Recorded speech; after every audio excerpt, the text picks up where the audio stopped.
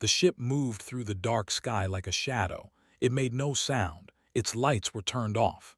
The alien crew inside had done this many times before on many different worlds. They called it collection. They took living things from planets to study them. It was simple work, easy work. No species had ever fought back hard enough to matter. Commander stood at the front of the ship and looked down at the small human colony below. The settlement sat in a valley between two mountains. There were homes, a few large buildings, and what looked like a school. Lights glowed in some windows, but most were dark. The humans were sleeping. "How many do we need?" asked one of his officers. 12 young ones," replied. "The scientists want to study how this species grows and develops. Children are best for that." The officer nodded. "The school building, that is where they keep their young during the day, but at night they are in the homes." Studied the colony map on his screen. "We will take them from their sleeping places, quick and quiet. The parents will not wake up. Our sleep gas will make sure of that." The ship landed silently at the edge of the colony. 10 soldiers walked out into the cool night air. They were tall creatures with gray skin and 4 arms. Their eyes could see in the dark. They moved fast and made no noise. The first home belonged to the Park family. Inside, a man and woman slept in one room. In the smaller room next to them slept their daughter. She was 8 years old. She had a small toy bear in her arms and a smile on her face. She was dreaming good dreams. The sprayed gas through a small hole in the window. The gas made everyone sleep deeper. Then they opened the window and climbed inside. One soldier picked up gently. She did not wake up. They carried her out into the night and put her on the ship. At the house, they took a boy named. He was 10 years old, the oldest child they would take that night. He was a brave boy who liked to protect the younger kids at school. But tonight, he could not protect anyone. The gas made him sleep through everything. The Leaf family lived in a small house near the center of the colony. Captain and his wife lived there with their daughter. She was 7 years old with long black hair and big brown eyes. She loved to sing and dance. Her father was a soldier, a captain in the human military. He had fought in many battles, but even he did not wake up when they came. The gas was too strong. The soldiers took from her bed. They carried her past her parents' room, where her father slept with his hand hanging off the bed. He always slept with one hand free, ready to grab a weapon if needed. But he did not move. He did not know that his whole world was being carried away into the night. They took 12 children in total, 6 boys and 6 girls, ages 6 to 12. They worked fast and finished in less than an hour. Then they walked back to their ship with the sleeping children in their arms. Commander watched his soldiers load the last child onto the ship. He felt satisfied. Another successful collection. He wrote in his report, 12 juvenile specimens acquired from human colony on 442b. Species appears physically weak and unremarkable. No resistance encountered. Specimens are healthy and will be transported to Research Station Theta for study. He did not write about the toys some children still held. He did not mention the tears dried on one little girl's face from a bad dream earlier that night. He did not think these things mattered. To him, the children were just specimens, objects to be studied, nothing more. The ship lifted off silently and flew up through the clouds. Below, the colony remained quiet and dark. Nobody knew what had happened. Not yet. The sun rose 4 hours later. Light spread across the valley and touched the homes. Birds began to sing. It was a normal morning, a peaceful morning. Then the screaming started. Mrs. Park woke up first. She went to check on like she did every morning, but's bed was empty. The blankets were pushed aside. The window was open. Her daughter was gone. Her scream woke up the whole neighborhood. Soon other parents were running, checking, screaming. 12 homes, 12 empty beds, 12 children missing. Captain woke to the sound of his wife crying. He ran to his room and stopped in the doorway. His heart stopped. His blood went cold. The bed was empty. His little girl, his whole world was gone. He stood very still for a long moment. His wife grabbed his arm and cried against his shoulder. She asked him what happened. She asked him where their baby was. He could not answer. He could not speak. Then something changed in his eyes. The sadness was still there, but something else joined it. Something hard and sharp and dangerous. It was the look of a soldier, but more than that, it was the look of a father. He walked out of the house without saying a word. Other parents were in the streets now, crying and shouting. He found the colony's security chief, a woman named O. She was trying to calm people down and get information. "What do we know?" asked. His voice was calm and cold. 12 children taken, reported. No witnesses, no sounds. The security cameras show nothing but static during the time of the kidnapping. Someone blocked them. Aliens said. It was not a question. Nodded. Has to be. No human technology could block our systems like that, and no human could take 12 children without making any noise.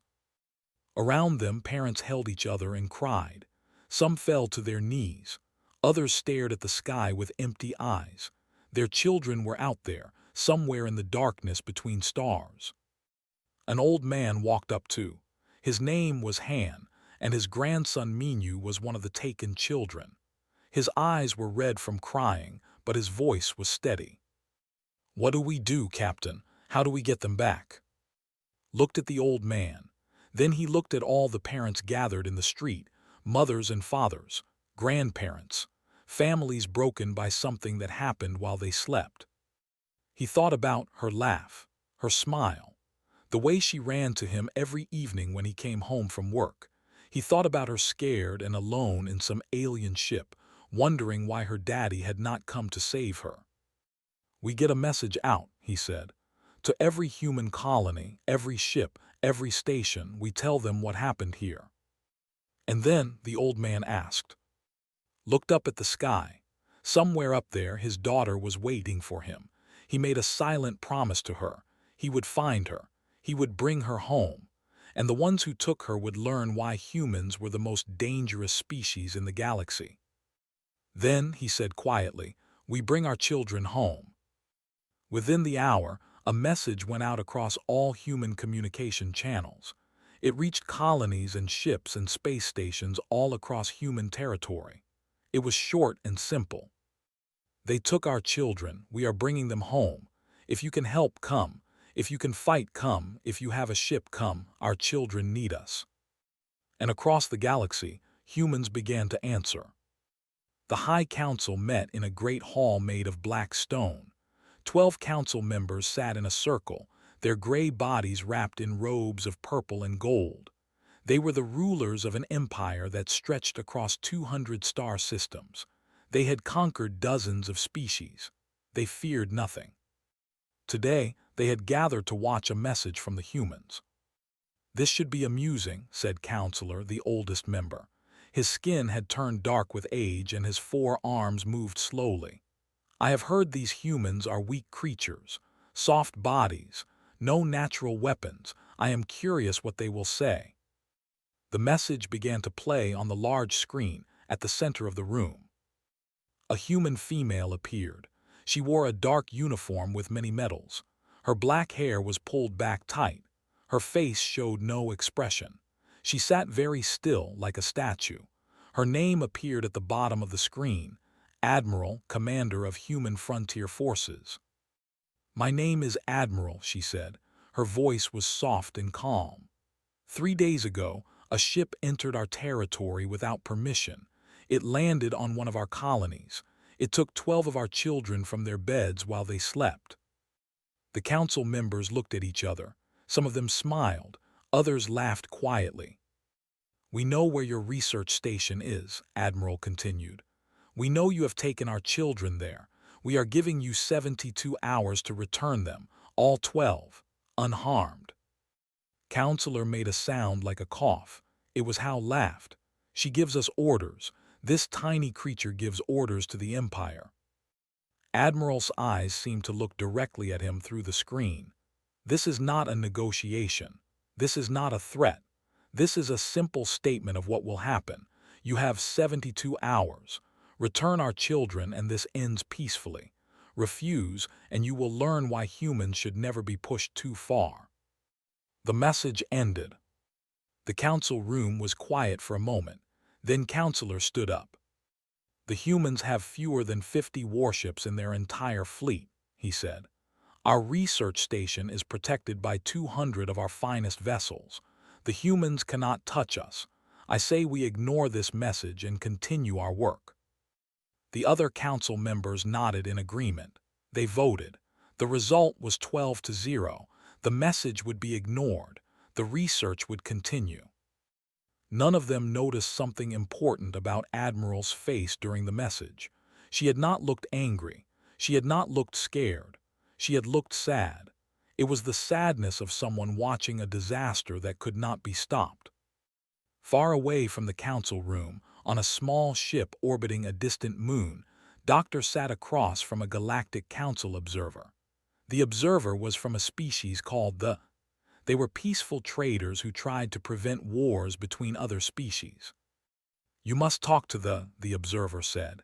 His name was Historian and he had studied thousands of species. "Make them understand that war will only hurt your people. Your military is small. They will destroy you." Doctor shook her head slowly.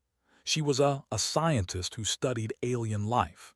She had spent her career trying to help humans and aliens understand each other. But today, she knew that understanding would not help. "You do not understand what is happening," she said. "I understand perfectly," replied.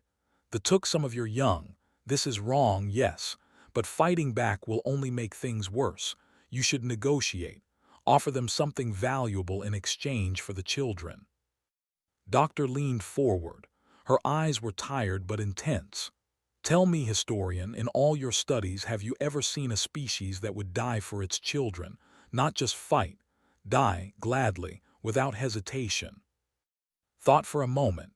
Some species show strong protective behavior toward their young, but most will make practical decisions when faced with overwhelming force. They will negotiate. They will accept losses to prevent greater losses. Humans are not like that.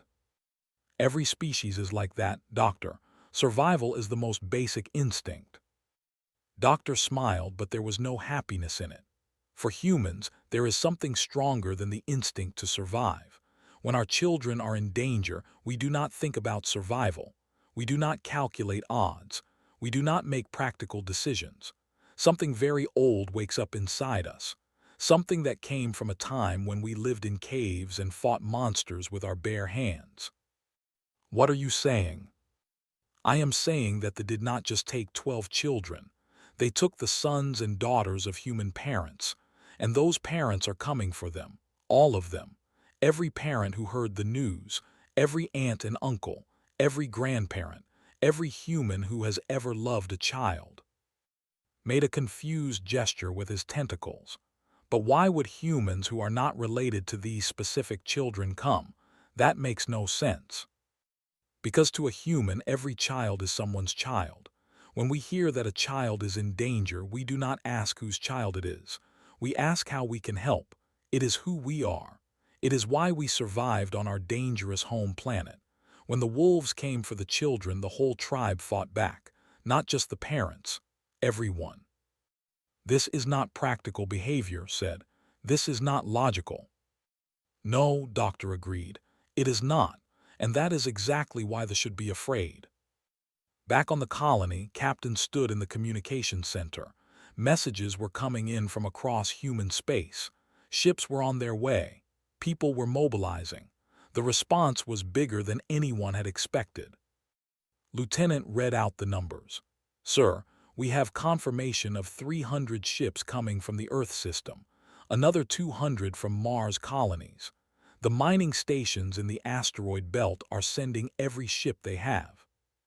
How many total? Asked. So far over 2,000, and more are responding every hour. Nodded, he felt something he had not expected to feel. Hope. Sergeant O entered the room. She looked tired. None of them had slept since the children were taken. Captain, she said, We have a problem. Most of these ships are not warships. They are cargo haulers, mining vessels, personal transports. They have no weapons, no shields, no training. They will come anyway, said. I know, that is the problem, they will die. Turn to face her. Did you know my daughter used to be afraid of the dark? She would call for me every night. I would sit by her bed and hold her hand until she fell asleep. I told her that nothing in the dark could hurt her, that I would always protect her. His voice became rough. She is out there now, in the dark, alone, scared, waiting for me to come. Do you think I care if I die trying to reach her? Was quiet for a moment. No, sir, I do not.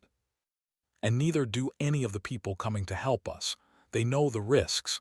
They are coming anyway, because that is what humans do. On the research station, the children huddled together in a cold room with metal walls. They had woken up in this strange place with no idea where they were or what had happened. Some of the younger ones were crying. They wanted their parents. They wanted to go home. Was the oldest.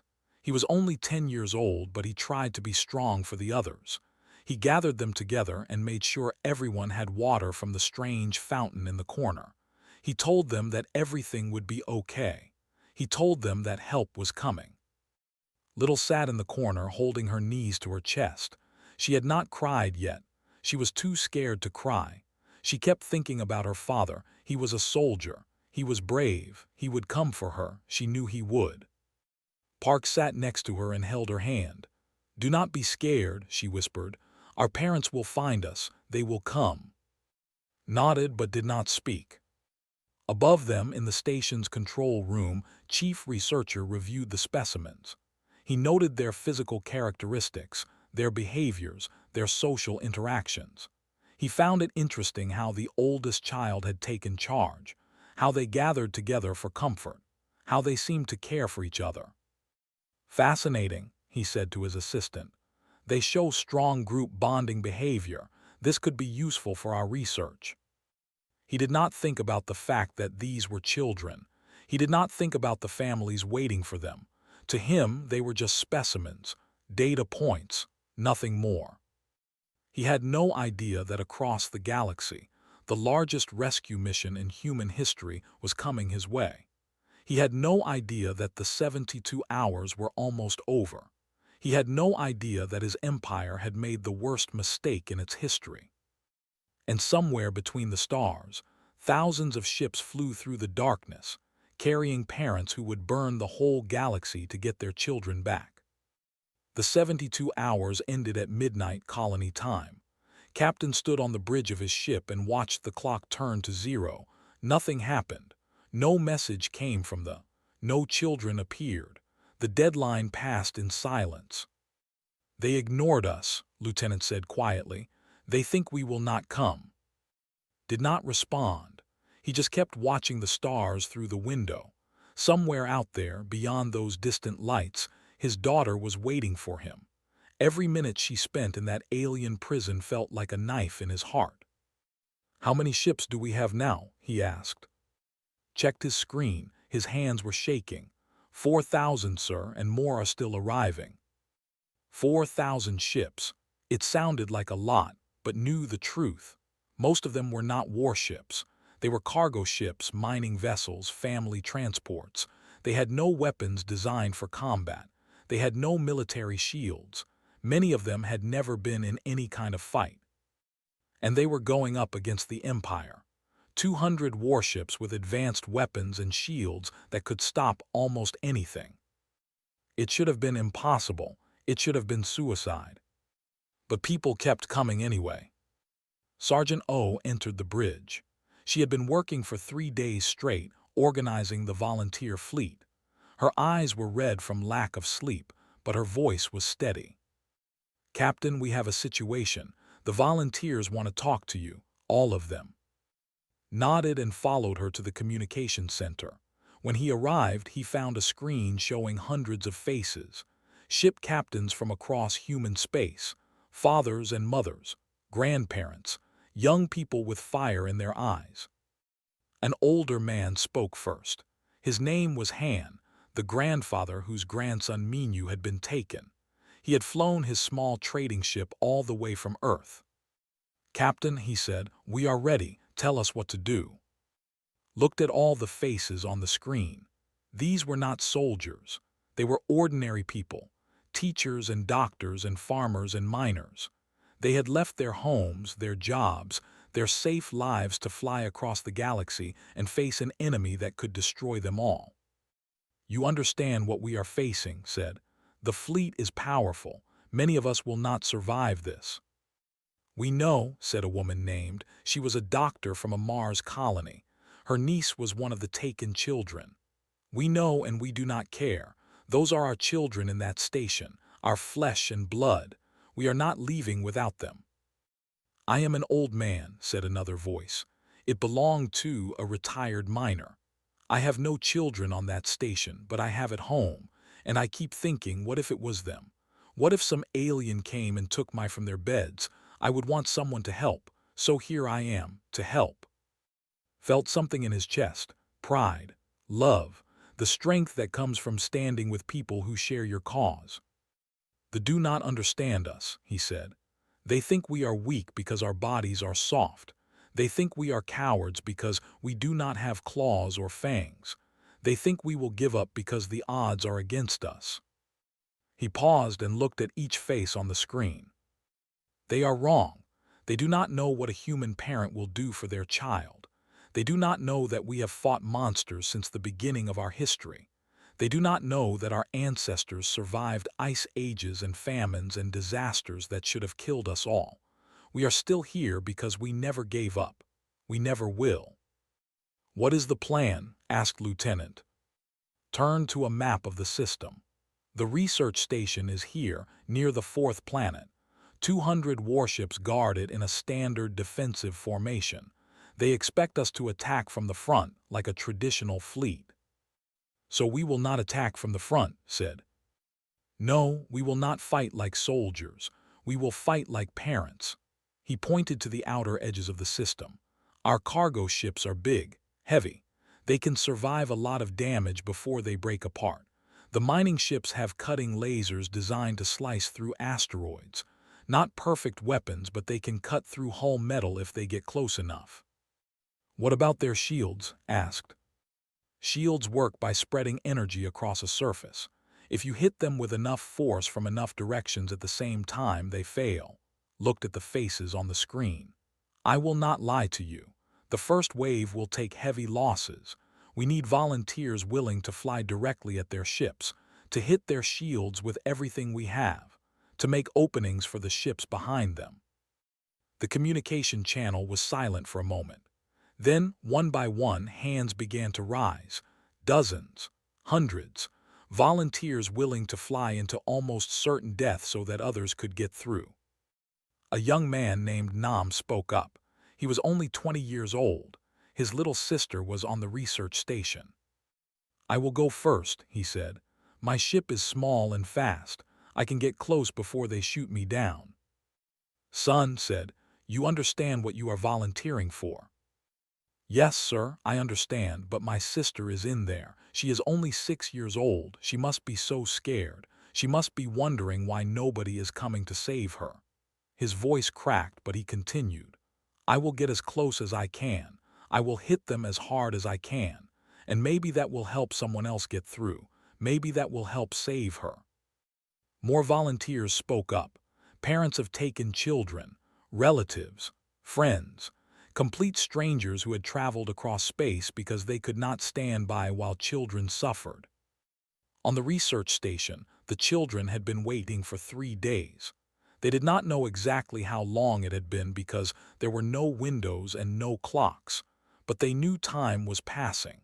They could feel it in their hungry stomachs and tired eyes. Had tried to keep everyone calm. He had organized games and told stories and made sure the younger children ate the strange food the aliens brought them. But he was just a boy himself. He was tired and scared too.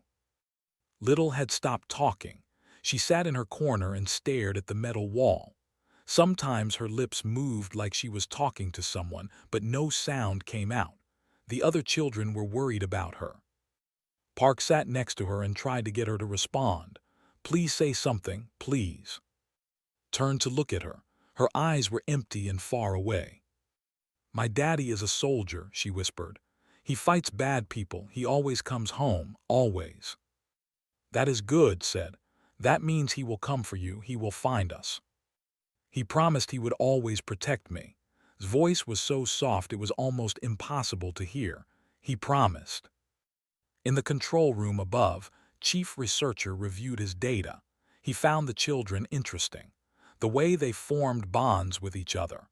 The way the older ones protected the younger ones. The way they seemed to maintain hope even in a hopeless situation. "Remarkable," he said to his assistant. "Even in captivity, they show strong social cohesion. This species has powerful survival instincts." "Sir," his assistant said, "we have detected a large number of ships entering the system." "How many?" "At least 4,000, possibly more." Made a dismissive gesture with his 4 arms. "The defense fleet will handle them. Humans have primitive technology. Their ships are weak." "Sir, there are many of them, more than we expected." "It does not matter how many there are. 200 warships can defeat any human force. Continue with the research."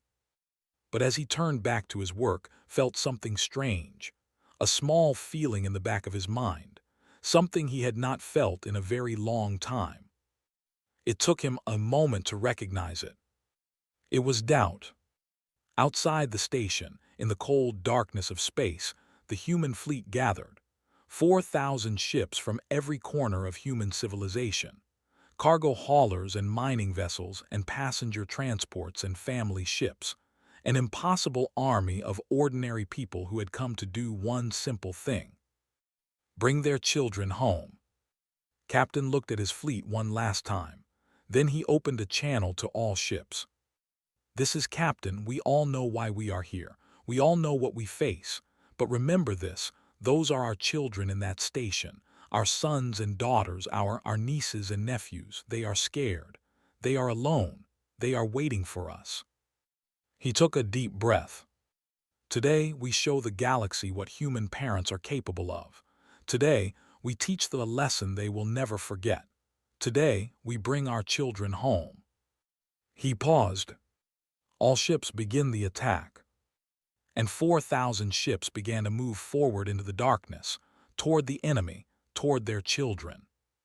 Commander stood on the bridge of his flagship and watched the human fleet approach. He had been a soldier for 40 years. He had fought in dozens of battles. He had never lost, and he did not plan to start losing today. "Status report," he ordered. 200 warships in defensive formation around the station," his officer replied. "All weapons charged, all shields at full power. The humans are still 5 hours away at their current speed." Studied the approaching fleet on his screen. The numbers were impressive, he had to admit, over 4,000 ships, but most of them were clearly civilian vessels, cargo ships, mining craft, small personal transports. They had no chance against warships. "They must be desperate or stupid," he said. "Perhaps both. Prepare standard interception protocol. We will destroy them before they get anywhere near the station." "Yes, Commander." Allowed himself a moment of satisfaction. This would be easy. The humans had made a mistake coming here. They would pay for that mistake with their lives. But as he watched the fleet grow closer, something began to bother him. The human ships were not flying in military formation. They were spread out in a chaotic pattern, coming from every direction at once. Some of them were accelerating faster than the others. Some were moving in strange zigzag patterns. "What are they doing?" he muttered. 5 hours later, he understood. The first wave of human ships did not slow down. They did not try to fight. They simply flew directly at the defensive line as fast as their engines could carry them. "They are on collision courses," the tactical officer reported. His voice showed surprise. "They are not trying to attack, they are trying to ram us." Frowned, "Fire all weapons. Destroy them before they reach us." The fleet opened fire. Bright energy beams cut through space, striking the incoming ships. Human vessels exploded one after another.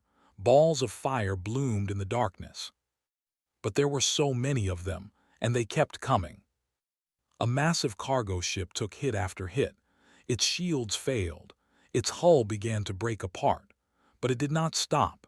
It did not turn away.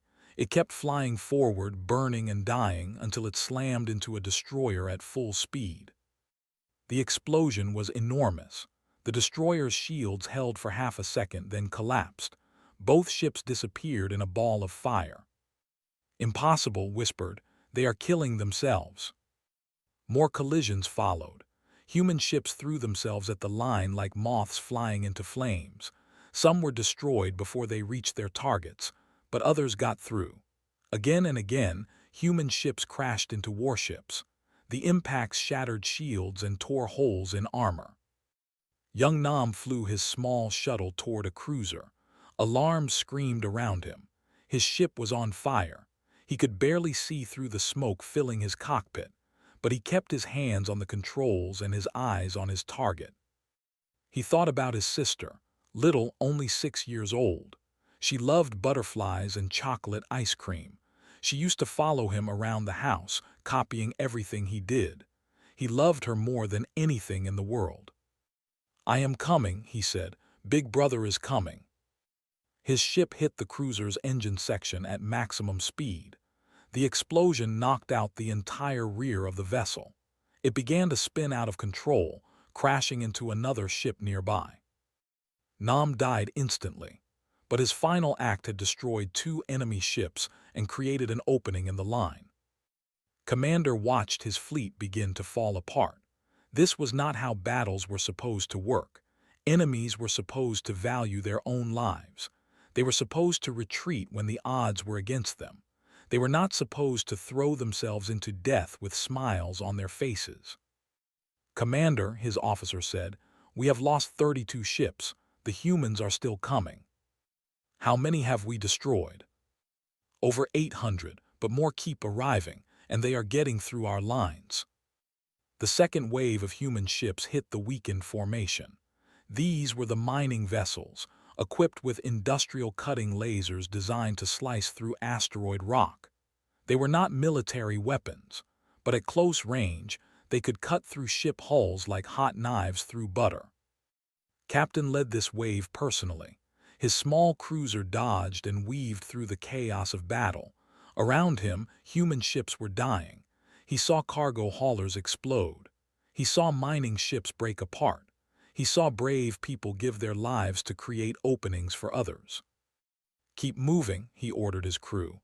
"Do not stop. Do not slow down. We get to that station or we die trying."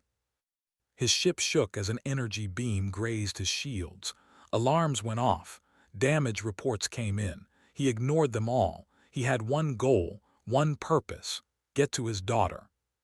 Sergeant O flew beside him in her own ship. She had volunteered to be part of the assault team. She had no children of her own, but she had once lost a younger brother to illness. She understood what it meant to lose someone you loved. She understood why these parents would do anything to get their children back. "Captain," she called over the radio, "I see an opening on the port side.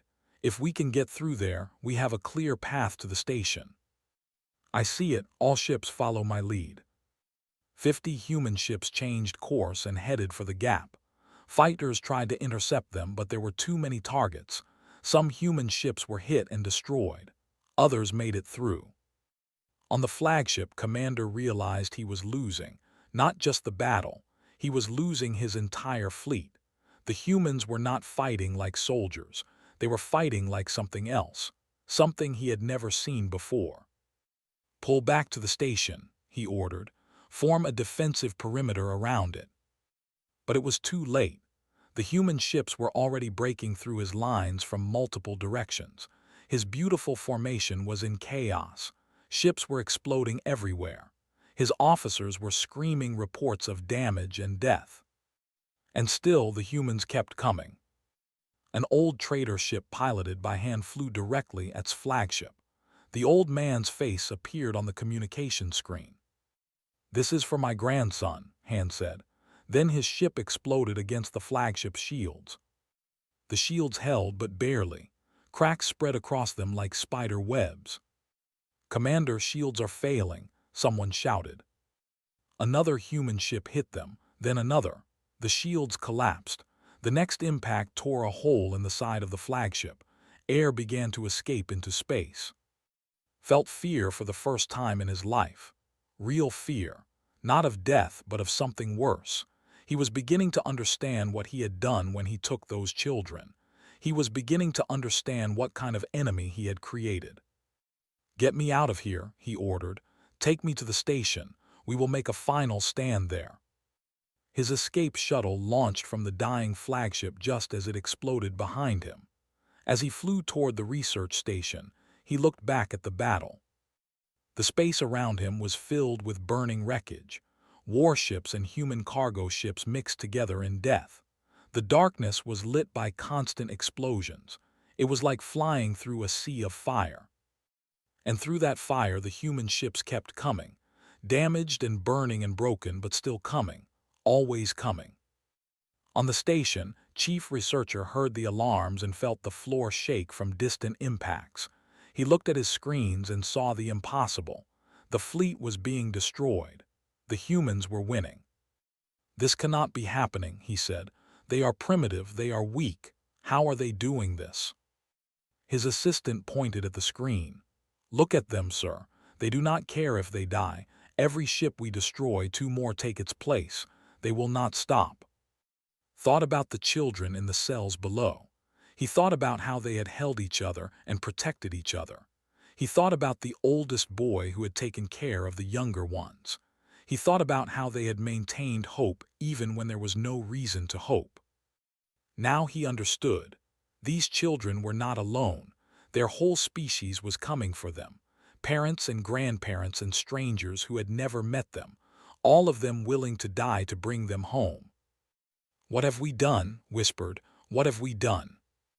In the cell, the children heard the explosions. They felt the station shake.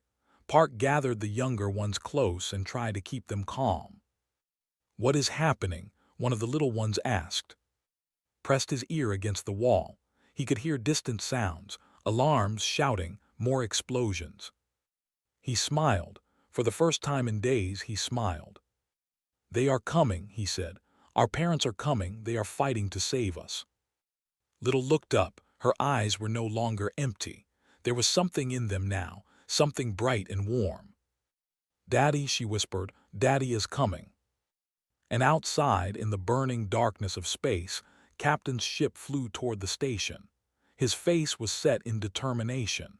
His hands were steady on the controls. Nothing in the universe would stop him now. He was coming for his daughter. They all were. Captain's ship docked with the research station with a hard crash.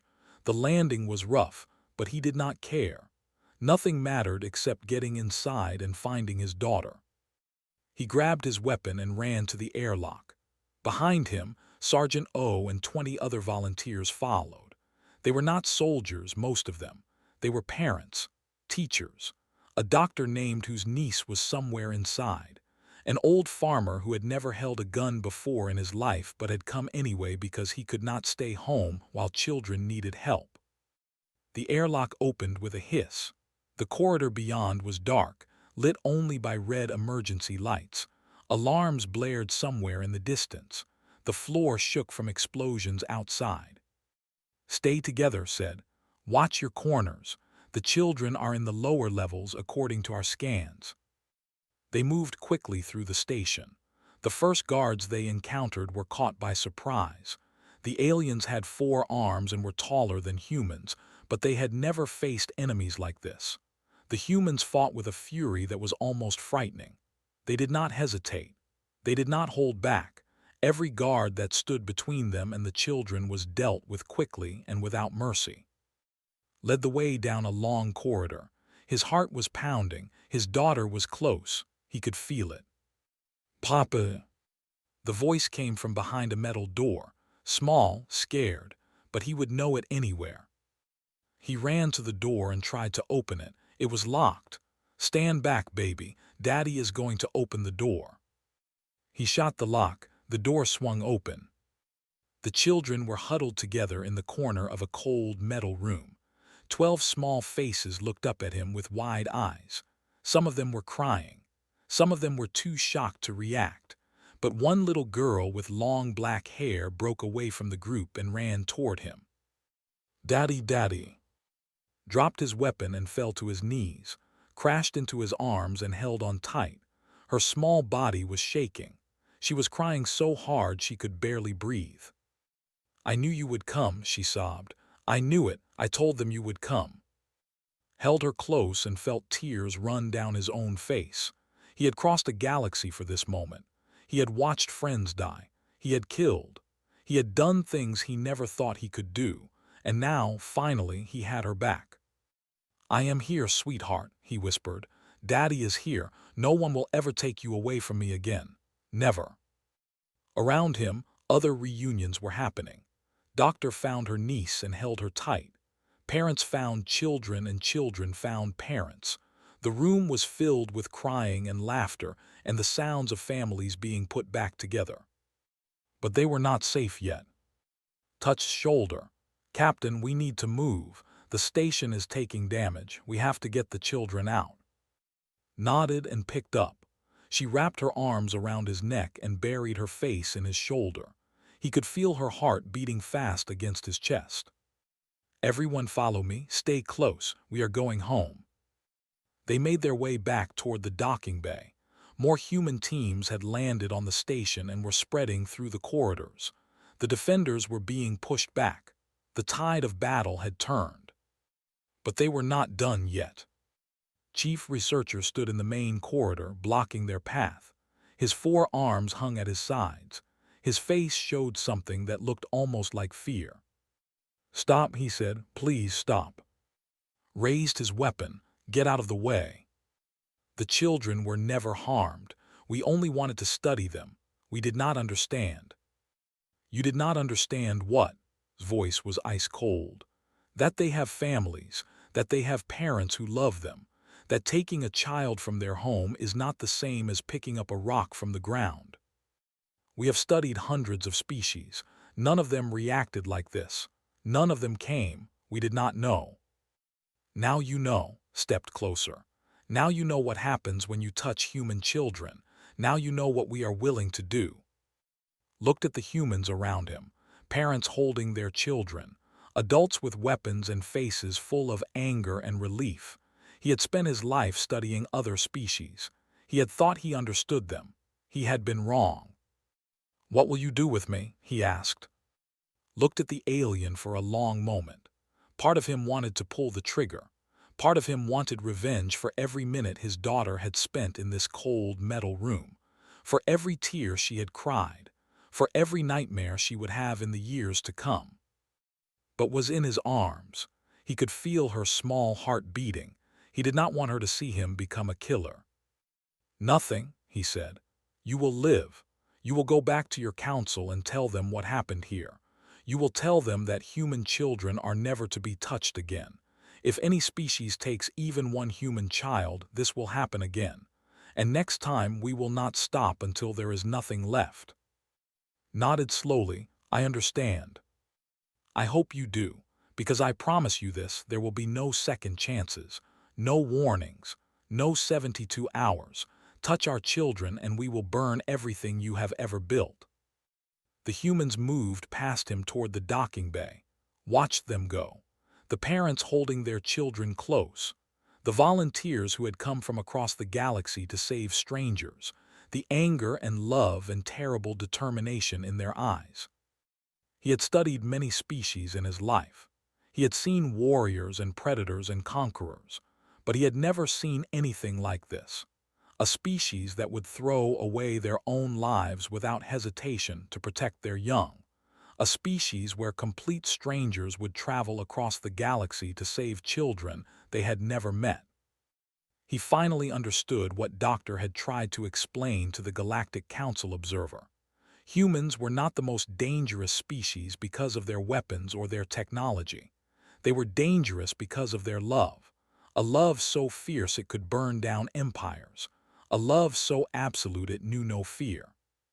Outside the station, the battle was ending. The fleet had been reduced to scattered wreckage.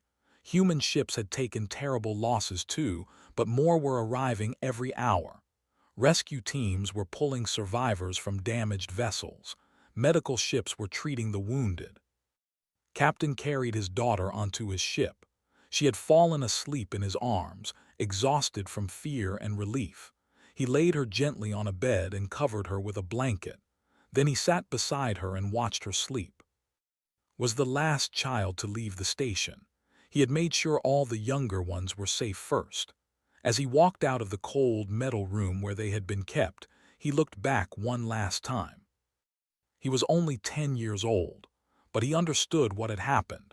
He understood that his parents and grandparents and people he had never met had risked everything to save him. He understood that this was what it meant to be human. Han, the old grandfather, did not survive the battle. His ship had been destroyed in the first wave, but his grandson Minyu was safe, and somewhere among the stars, the old man's sacrifice would be remembered. Nam, the young man who had volunteered to go first, was also gone, but his little sister was alive. She was too young to understand what her brother had done for her, but one day she would be old enough. One day she would know. As the human fleet began the journey home, Captain stood at the window of his ship and looked out at the stars. His daughter was safe. The children were going home. They had learned their lesson. But he knew this was not just about 12 children on one research station. This was about sending a message to the entire galaxy, a message that every species needed to hear and understand. Human children are sacred. They are protected, and anyone who touches them will face the full fury of humanity. Not the fury of soldiers, not the fury of governments, the fury of parents, the fury of a species that had spent its entire history fighting to protect its young. That was the most dangerous fury of all. Woke up as the ship entered faster than light travel. She looked out the window at the strange lights of hyperspace. "Where are we going, Daddy?" she asked. Smiled and took her hand. "Home, sweetheart, we are going home." She smiled back at him. It was the most beautiful thing he had ever seen. "I missed you, Daddy." "I missed you too, baby, more than you will ever know." And together, they flew home through the stars, leaving behind a galaxy that would never forget what humans could do when their children were in danger.